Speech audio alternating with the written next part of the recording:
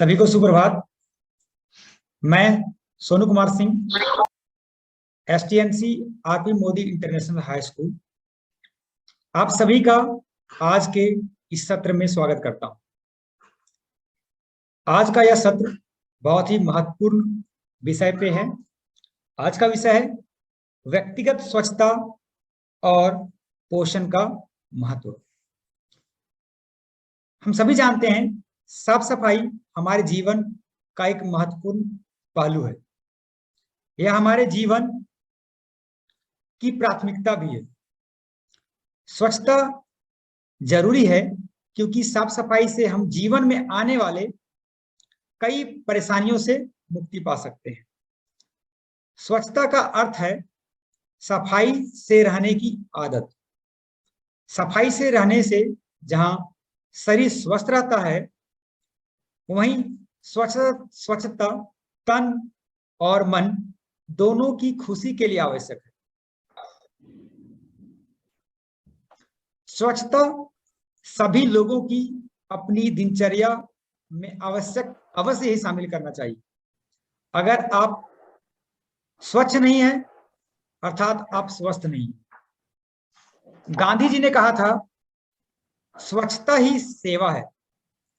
हमारे देश के लिए हमारे जीवन में स्वच्छता की बहुत जरूरत है। गंदगी हमारे आसपास के वातावरण और जीवन को प्रभावित करती है। हमें व्यक्तिगत व आसपास भी सफाई अवश्य रखनी चाहिए और दूसरों को भी इसके लिए प्रेरित करना चाहिए। अब मैं आज के आरपी मिसेस अंजू बर्नवाल को आमंत्रित करना चाहता हूं।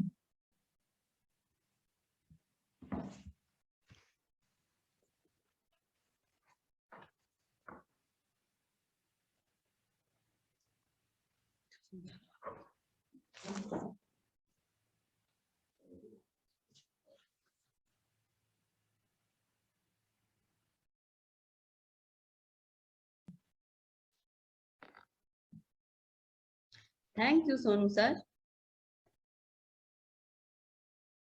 Good morning everyone. मैं अंजू बर्नवाल आप सभी का आज के इस प्रशिक्षण सत्र में स्वागत करती हूँ। सत्र को प्रारंभ करने से पूर्व मैं विद्यालय के प्रधानाचार्य विक्रम कुमार सिन्हा तथा एसटीएनसी सोनू कुमार सिंह का धन्यवाद करती हूँ कि उन्होंने मुझे आज के इस सत्र के लिए प्रेरित तथा मार्गदर्शित किया। आज का विषय व्यक्तिगत स्वच्छता और पोषण का महत्व है। स्वच्छता की शुरुआत मन, विचार और हृदय की पवित्रता के साथ होती है।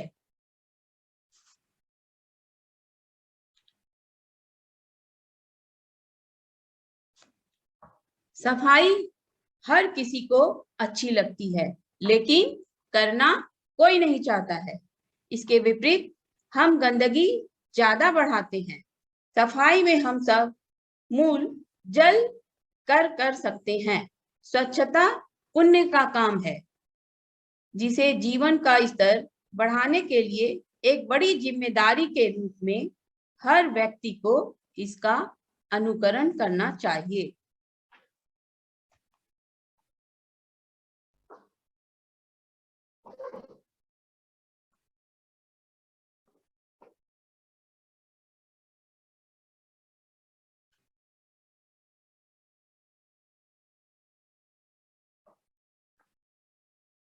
व्यक्तिगत स्वच्छता क्या है?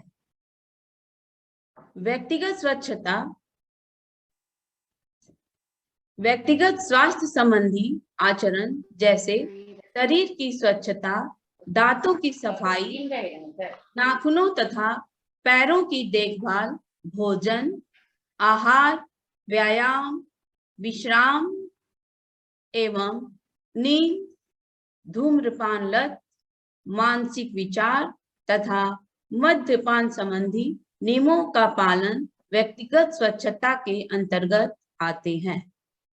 व्यक्तिगत स्वच्छता दो शब्दों से मिलकर बना है, व्यक्ति एवं स्वच्छता, जिससे प्रकट होता है कि सफाई, स्वास्थ्य सफाई के सिद्धांत जो कि मनुष्यों के द्वारा व्यक्तिगत स्तर पर व्यवहार में लिए जाते हैं। व्यक्तिगत स्वच्छता एवं स्वास्थ्य के लिए व्यक्ति को स्वयं को ही प्रयत्नशील होना पड़ता है, स्वयं को ही साधन जुटाने पड़ते हैं एवं अपेक्षित स्वास्थ्य नियमों के पालन में लगा रहना पड़ता है।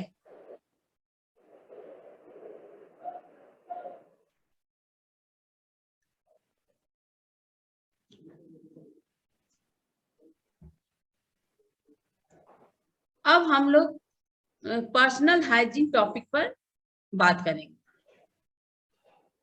Wash your clothes with soap. हम लोग क्या करते हैं, अपने कपड़ों को साबुन से साफ करते हैं। क्यों करते हैं? ताकि हम लोग डिजीज फ्री हो सके, हम लोग जो कपड़े पहनते हैं वो डिजीज फ्री रहे, इसलिए हम लोग कपड़ों को साबुन से साफ करते हैं। और क्लीन क्लॉथ्स पहनने से क्या होता है, हम स्मार्ट दिखते भी हैं। शावर डेली, हम लोग को डेली नहाना चाहिए, क्योंकि नहाने से क्या होता है, हमारा बॉडी फ्रेश रहेगा, हमको अच्छा लगेगा और हमारा शरीर स्वस्थ रहेगा। Next, washing your hands daily.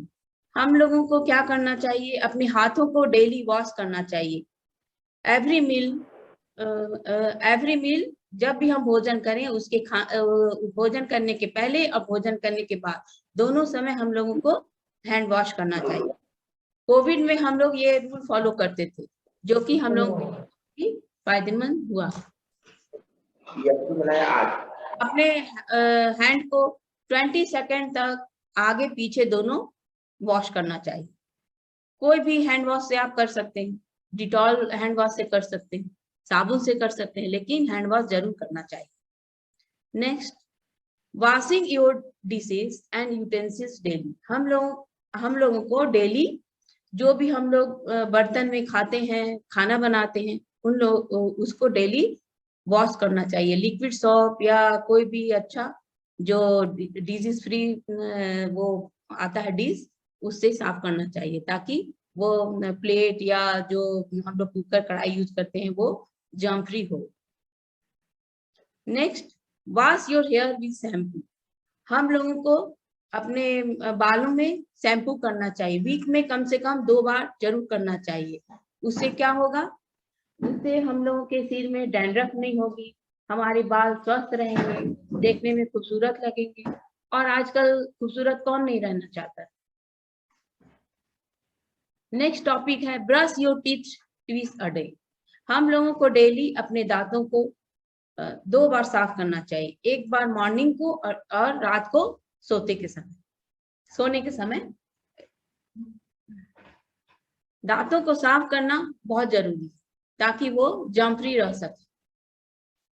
हम लोग अपने दांतों को दांतों से भी साफ कर सकते हैं, मंजन से भी साफ कर सकते हैं, और जो भी आप होममेड भी यूज कर सकते हैं, जो आजकल बहुत पॉपुलर है। अब नेक्स्ट टॉपिक है व्यक्तिगत स्वास्थ्य की आवश्यकता। एक अच्छा सुडौल शरीर बना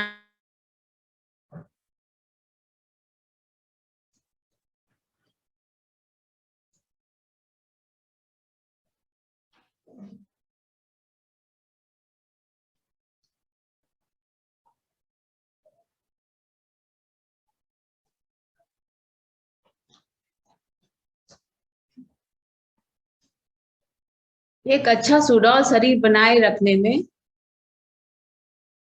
रखने के लिए हम लोगों को एक्सरसाइज करना बहुत जरूरी है। एक्सरसाइज करने से हमारा शरीर सुडौल रहेगा और वो क्या हो और अच्छा रहेगा हमारे लिए। सेकंड, मांसपेशियों में अच्छी शक्ति बनाए रखने में, मांसपेशियों में अच्छी शक्ति बनाए रखने के लिए भी हमें एक्सरसाइज की जरूरत है। उससे क्या होगा, हमारी मांसपेशियां सुदृढ़ रहेगी और मजबूत रहेगी। थर्ड, सुंदर, स्वस्थ और एवं स्वस्थ मुख बनाए रखने में तथा दांतों को नष्ट होने से बचाने में हमें मुलायम टूथ पाउडर और पेस्ट दांतों की सफाई के लिए यूज करना चाहिए। हर दिन 2 बार ब्रश करना चाहिए, जैसे पहली बार सुबह और रात को बिस्तर पर जाने से पहले। हम लोग वो दांतों को साफ करने के लिए नीम का दातून, नमक का खुरदरा पाउडर, फिर फिटकिरी का पाउडर, ये सब यूज कर सकते हैं। त्वचा को स्वस्थ रखने एवं रोगों से मुक्त रखने में, त्वचा को स्वस्थ एवं रोगों से मुक्त रखने के लिए हमें डेली नहाना चाहिए और अपने नहाने के समय अपने पूरे शरीर को ये रगड़ना चाहिए, जिससे कि हमारा जो शरीर है उसमें वो जो रक्त प्रवाह होता है वो अच्छे से हो। रगड़ने से क्या होता है, हम लोग का जो शरीर में जो रक्त प्रवाह होता है और वो अच्छा होता है और मैल सब निकल जाता है। आंख, कान एवं नाक को स्वस्थ एवं रोगों से मुक्त रखने में, आंख, नाक और कान को स्वस्थ रखने के लिए हमको क्या करना चाहिए, पहले अपनी आंखों को रोज साफ पानी से धोना चाहिए। कम से कम सुबह उठते साथ 10 बार कम से कम आंखों में ठंडा पानी का छींटा लेना चाहिए। कानों में गंदगी जमने से हवा का रास्ता रुक जाता है, इससे दर्द होता है, इसलिए सप्ताह में 1 बार रुई से कानों को साफ करना चाहिए। नाक में जो पदार्थ आते हैं वो सूखकर जम जाते हैं और जो नाक को बंद कर देते हैं, इसलिए जब जरूरत हो नाक को साफ करते रहना चाहिए। व्यक्ति में ऊर्जा शक्ति को बनाए रखने तथा कार्य क्षमता बढ़ाने में व्यक्तिगत स्वास्थ्य की आवश्यकता होती है। शरीर में रोगों के खिलाफ लड़ने की शक्ति को बनाए रखने तथा संक्रमण की रोकथाम करने के लिए हमें एक्सरसाइज की बहुत जरूरत होती है। एक्सरसाइज करने से हमारा शरीर बहुत ही सॉलिड हो जाता है और हम लोग जल्दी बीमार नहीं पड़ेंगे, डिजीज फ्री रहेंगे।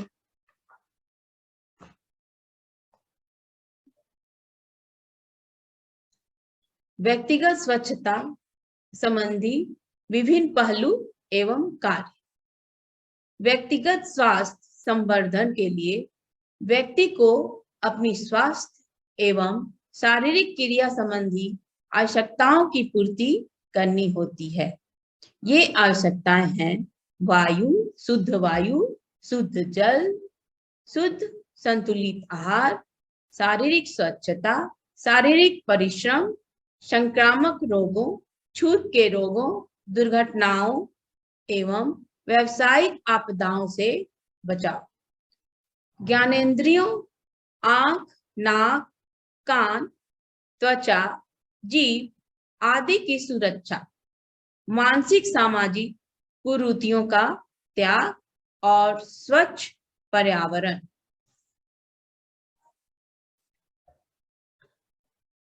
अब हम लोग स्वच्छता का अभ्यास करने के लिए गुड हैबिट के बारे में चर्चा करेंगे। फर्स्ट, अपने हाथों को साबुन और पानी से अच्छी तरह धोकर साफ रखें। जब साबुन और पानी उपलब्ध ना हो तो अल्कोहल हैंड जेल का प्रयोग करें, जो कि हम लोग अभी कोविड में यूज करते थे। सेकंड, खाने पीने के बर्तन शेयर न करने से बचें। हम लोग जैसे खाने पीने के बर्तन, जैसे आपका स्पून हुआ, प्लेट हुआ, ये सब एक दूसरे से शेयर ना करें। थर्ड, बिना धुले तौलिए, वॉश क्लॉथ, कपड़े या वर्दी साझा करने से बचें। हम लोगों को कभी भी एक दूसरे का तौलिया यूज नहीं करना चाहिए, अंडरगारमेंट्स एक दूसरे का यूज नहीं करना चाहिए, कॉम्ब नहीं यूज करना चाहिए। इससे क्या होता है, एक दूसरे का जो बीमारी होता है वो एक दूसरे में आ जाता है। फोर्थ, व्यक्तिगत वस्तुओं जैसे डिओडोरेंट, रेजर को साझा करने से बचें। व्यक्तिगत वस्तु जैसे रेजर हुआ, जैसे डिओडोरेंट हुआ, जो हम लोग गर्मी में यूज करते हैं, वो एक दूसरे का यूज नहीं करना चाहिए। रोज मोजे और अंडरवियर बदलें। डेली हम लोगों को अंडरगारमेंट्स चेंज करना चाहिए। इससे क्या होगा, हम लोगों में डिजीज से बचाव होगा। यदि संभव हो तो सप्ताह में कम से कम एक बार बिस्तर के लिनेन और पजामा को नियमित रूप से धोएं। 7, गंदे बिस्तर के लिनेन और कपड़ों को गर्म पानी और कपड़े धोने के डिटर्जेंट से धोएं।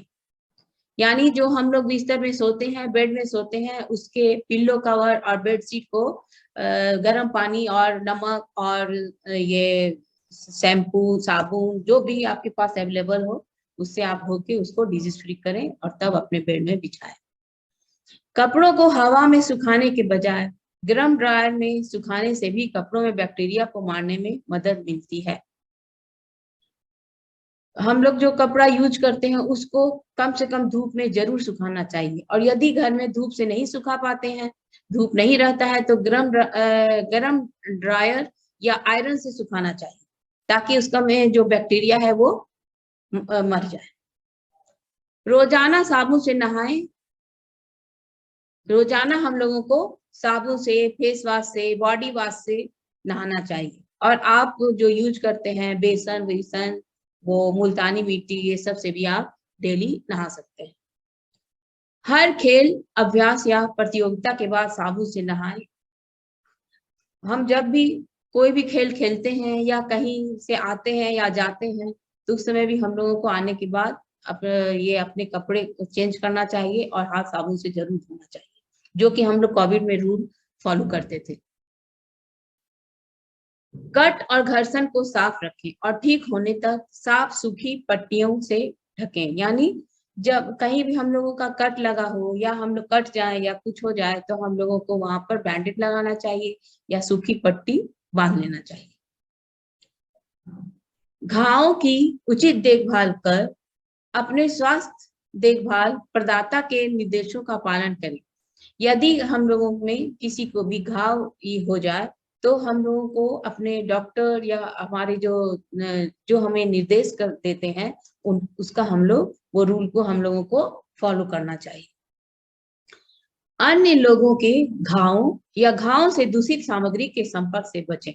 यानी यदि किसी को घाव हो गया है, तो उसके संपर्क से हम लोगों को बचना चाहिए और उसके जो सामग्री है उसको यूज नहीं करना चाहिए। इससे क्या होगा, उसका जो डिजीज है वो हमें भी लग सकता है।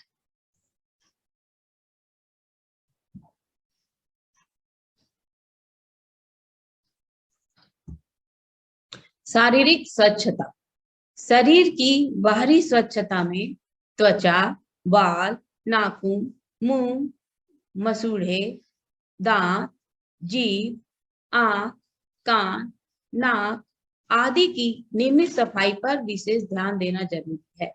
यानी हम लोग जो सुबह स्नान करते हैं, उस समय हम लोग को जितने भी ये नाखून, मुंह, मसूड़े, दांत, जीभ, आंख, कान है, उसका हम लोगों को अच्छे से साफ करना चाहिए।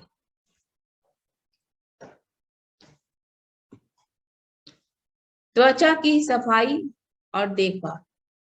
त्वचा या चमड़ी शरीर की सुरक्षा के साथ साथ शरीर के गंदे पदार्थों को बाहर निकालती है। त्वचा शरीर का तापमान बनाए रखती है।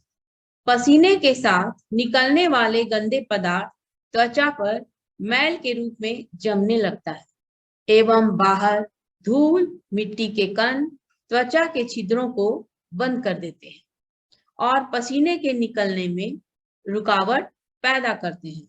अतः त्वचा की नियमित सफाई करनी चाहिए। प्रतिदिन स्नान करना चाहिए, अन्यथा त्वचा से बदबू आएगी तथा सफाई के अभाव में बाहरी रोगाणुओं द्वारा फोड़े, फुंसी, दांत, खाज, खुजली आदि रोग जुएं शरीर में उत्पन्न हो जाएंगे। बालों को नियमित साफ रखना चाहिए। प्रतिदिन साफ कंघी से बालों को कंघी करना चाहिए, जिससे कि उसमें जुएं न हो।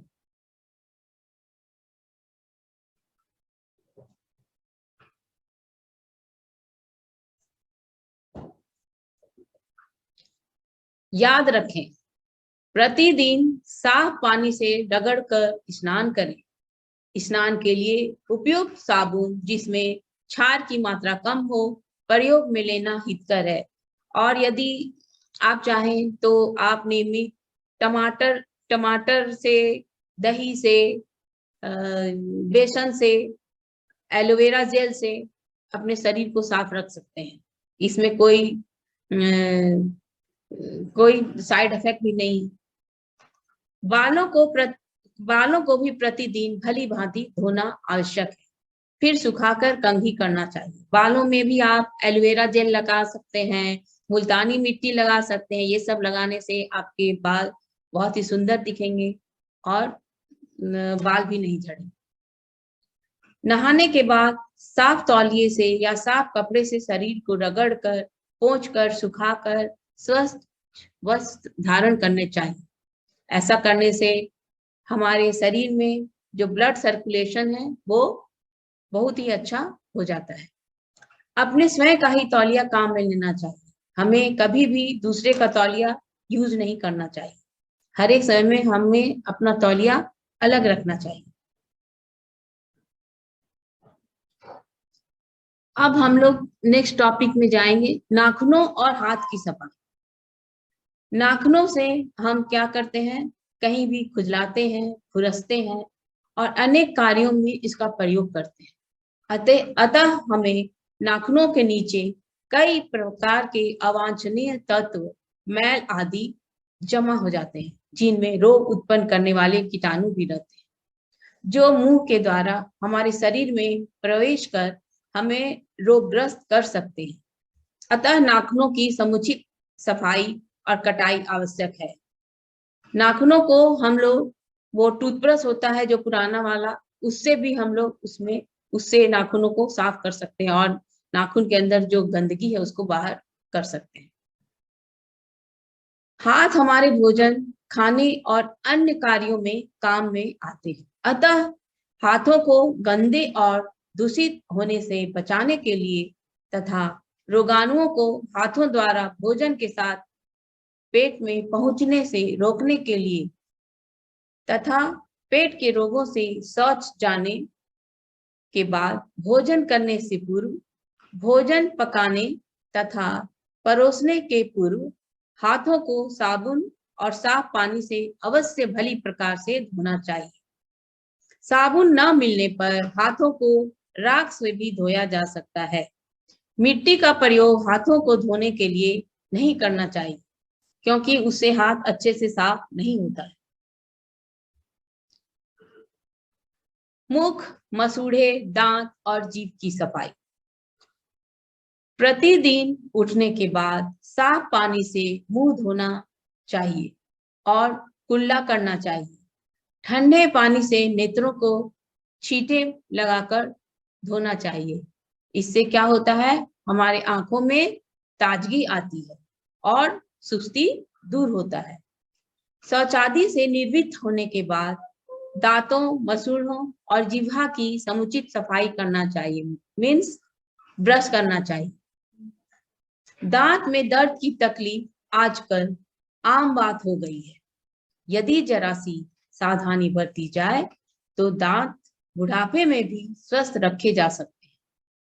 दांतों की सफाई के लिए अच्छा दंत ब्रश या दातुन का प्रयोग हितकर है, लेकिन ब्रश से ज्यादा अच्छा दातुन है।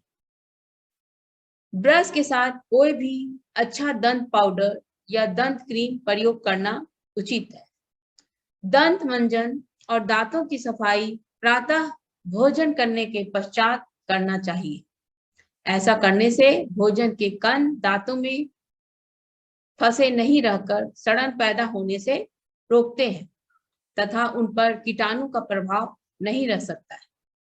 अधिक मीठा खाते रहने और दांतों की सफाई नहीं करने से मीठे के कण जो दांतों में फंसे रह जाते हैं, जिससे दांतों में कीड़ा लगने की संभावना हो जाती है। दांतों की मजबूती के लिए कैल्शियम एवं विटामिन सी वाले पदार्थ जैसे दूध, मूली, गाजर, बंद गोभी, हरे पत्ते वाली सब्जियां, आंवला, नींबू, टमाटर, संतरा आदि का प्रतिदिन सेवन करना चाहिए। रेत, कोयले का चूरा या राख से दांत साफ नहीं करना चाहिए, अन्यथा दांतों की ऊपरी परत जल्द नष्ट हो जाएगी तथा मसूड़े आदि छिल जाएंगे। दांतों पर ब्रश विधिवत रूप से करना चाहिए। इसके लिए ब्रश को ऊपर से नीचे की ओर और नीचे से ऊपर की ओर घुमाने से दांतों की दीवारें में फंसे सभी महीन कण आसानी से बाहर निकल आते हैं। दांतों का भीतर और बाहरी और साफ करना चाहिए। पान, सुपारी के साथ तंबाकू, गुटखे आदि दांत और मसूड़ों के लिए घातक होते हैं। इनका सेवन नहीं करना चाहिए।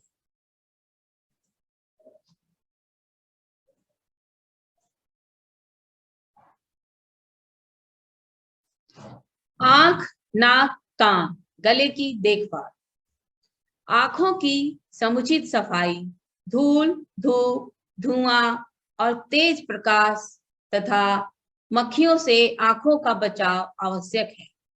आंखों की सफाई करने के लिए स्वयं का स्वच्छ रुमाल तथा स्वच्छ पानी का प्रयोग में लेना चाहिए। कम रोशनी में एवं बहुत तेज प्रकाश में तथा पुस्तक को बहुत निकट रखकर पढ़ना, सोते सोते पढ़ना, चलती गाड़ी या ट्रेन में पढ़ना आंखों को कमजोर बनाता है। आंखों की निकट और दूर की दृष्टि जांच नेत्र चिकित्सक से नियमित रूप से कराकर चिकित्सक की सलाह अनुसार चश्मा आदि लेना चाहिए। तेज धूप एवं धूल से बचने के लिए धूप के चश्मा का प्रयोग करना चाहिए। घर में धुआं रहित चूल्हे का प्रयोग करना चाहिए। आंखों के रोगों का उपचार नेत्र चिकित्सक से कराना चाहिए। साल में कम से कम आंखों का 2 बार चेकअप कराना चाहिए। आंखों के लिए विटामिन ए युक्त खाद्य पदार्थ जैसे गाजर, आम, पपीता, पत्तेदार सब्जियां, पीले फल, दूध, मक्खन, घी आदि का प्रयोग करना चाहिए। नाक, कान, गला का पारस्परिक संबंध जुड़ा हुआ है। यदि नाक और गले में कोई संक्रमण हो तो वह कान के भीतरी भाग में भी पहुंच सकता है। अधिकांश नजला, जुकाम, खांसी आदि के संक्रमण होता वह कान के भीतरी भाग में भी पहुंच सकता है। कान की सफाई पर विशेष ध्यान देना चाहिए। कान से मैल निकालने के लिए नुकीली वस्तु का प्रयोग नहीं करना चाहिए।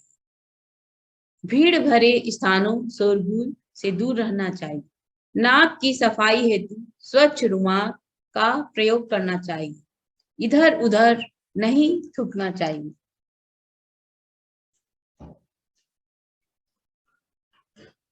अब नेक्स्ट टॉपिक है पोषण किसे कहते हैं। समस्त प्रकार के जीवधारी विभिन्न प्रकार के कार्य करते हैं और उन कार्यों को करने के लिए उन्हें एनर्जी और पावर की आवश्यकता होती है। इसलिए वह अपने बाह्य वातावरण से विभिन्न प्रकार के भोज्य पदार्थों को खाते हैं और उनसे ऊर्जा प्राप्त करते हैं, जिससे वे विभिन्न प्रकार के कार्यों को कर सके। इस क्रियाविधि को ही पोषण, न्यूट्रिशन कहा जाता है। पोषण एक प्रकार की वह जैव रासायनिक क्रिया है जिसके अंतर्गत समस्त प्रकार के जीव जंतु अपने एक्सटर्नल इन्वायरमेंट से भोज्य पदार्थों को इकट्ठा करके ग्रहण करते हैं तथा इनसे मुक्त होने वाली ऊर्जा से अपने शरीर का विकास और कार्य करते हैं। वह विधि पोषण कहलाती है। अब पोषण की परिभाषा पढ़ेंगे। Nutrition definition.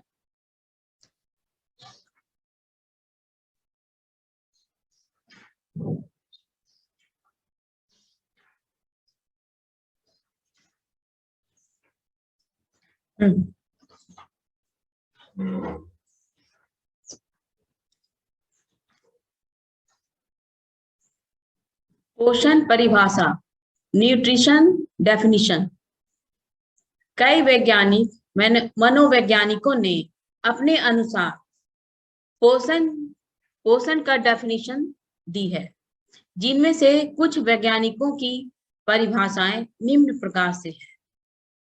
First, chambers dictionary के अनुसार पोषण का अर्थ है एक्ट और प्रोसेस ऑफ नरिशिंग, अर्थात भोजन चूषक कार्य अथवा प्रक्रिया, जहां पर चूषक शब्द का अर्थ है कि भोजन के प्रमुख तत्वों को खींचकर शरीर का एक अंग बनाना। टर्नर के अनुसार पोषण शरीर में होने वाली विभिन्न क्रियाओं का एक संगठन है, जिसके द्वारा जीवित प्राणी ऐसे पदार्थों को ग्रहण तथा उपयोग करता है जो शरीर के विभिन्न कार्यों को नियंत्रित करता है, वृद्धि करता है तथा शारीरिक टूट फूट की मरम्मत भी करता है।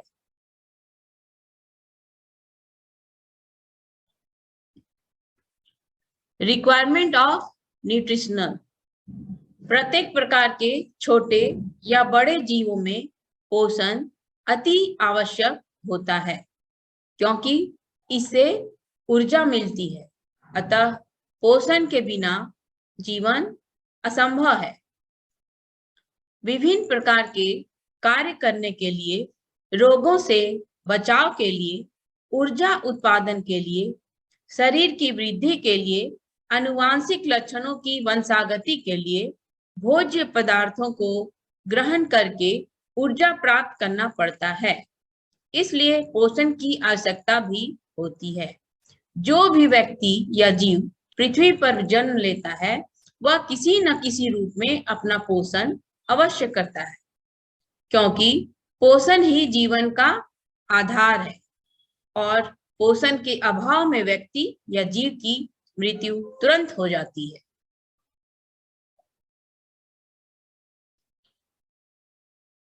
पोषक तत्व किसे कहते हैं? ऐसे तत्व जो शरीर को पोषण प्रदान करने वाले होते हैं, जिनसे हमें शक्ति मिलती है, ऊर्जा मिलती है, उन तत्वों को हम पोषक तत्व के नाम से जानते हैं।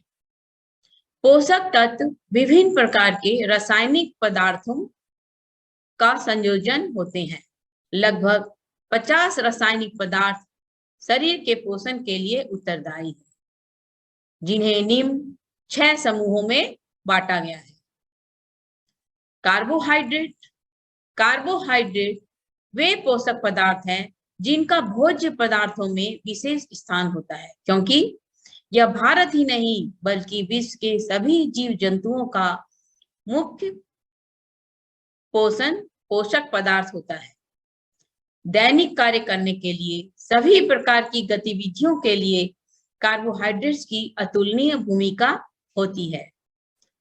कार्बोहाइड्रेट्स कार्बन, हाइड्रोजन और ऑक्सीजन से मिलकर बने होते हैं। कार्बोहाइड्रेट्स चावल, मक्का, गेहूं, बाजरा, चुकंदर, शकरकंद तथा विभिन्न प्रकार के भोज्य पदार्थ में उपस्थित होता है। प्रोटीन। प्रोटीन भी एक प्रकार के ऑर्गेनिक कंपाउंड होते हैं जो कार्बन, हाइड्रोजन और ऑक्सीजन से मिलने से बनते हैं।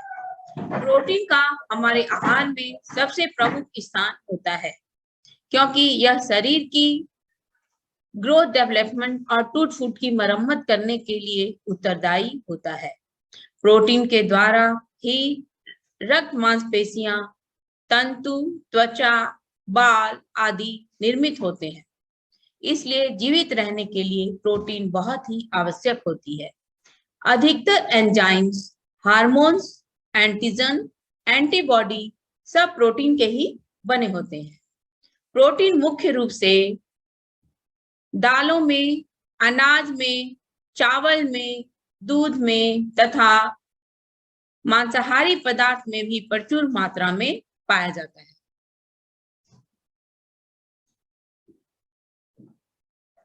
वसा, फैट। वसा कार्बोहाइड्रेट और प्रोटीन की तरह ही कार्बनिक यौगिक होते हैं जो प्रकृति में बहुतायत में उपलब्ध हैं।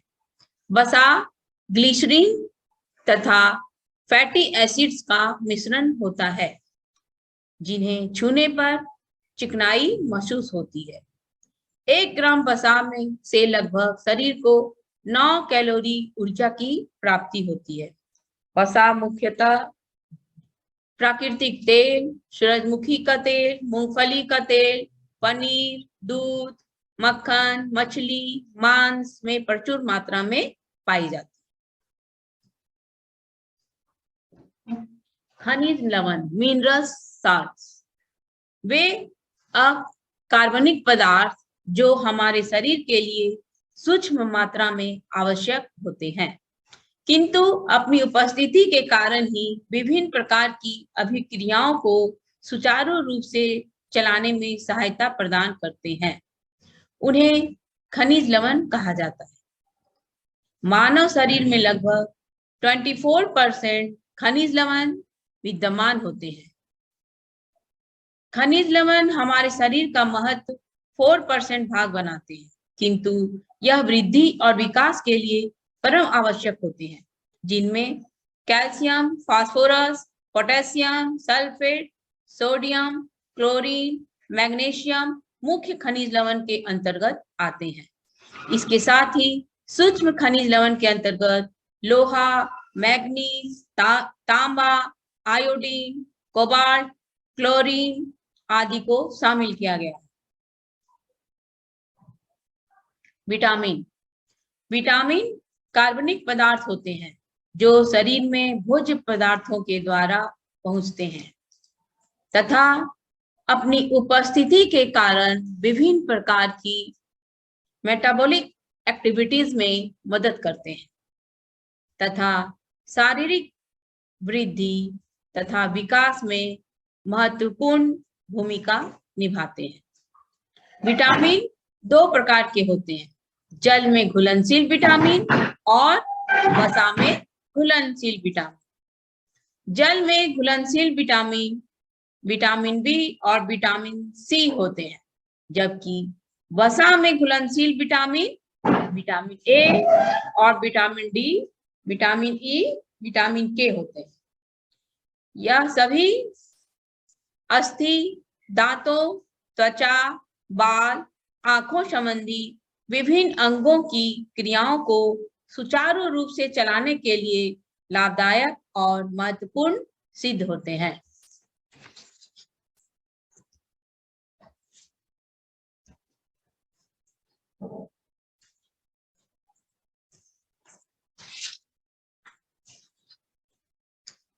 अतः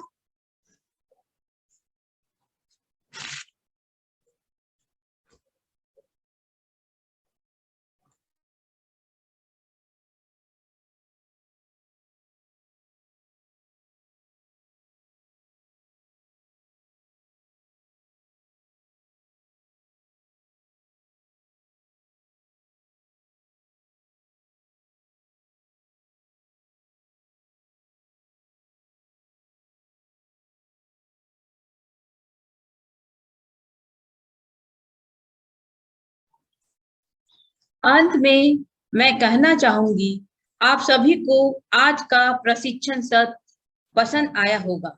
धन्यवाद।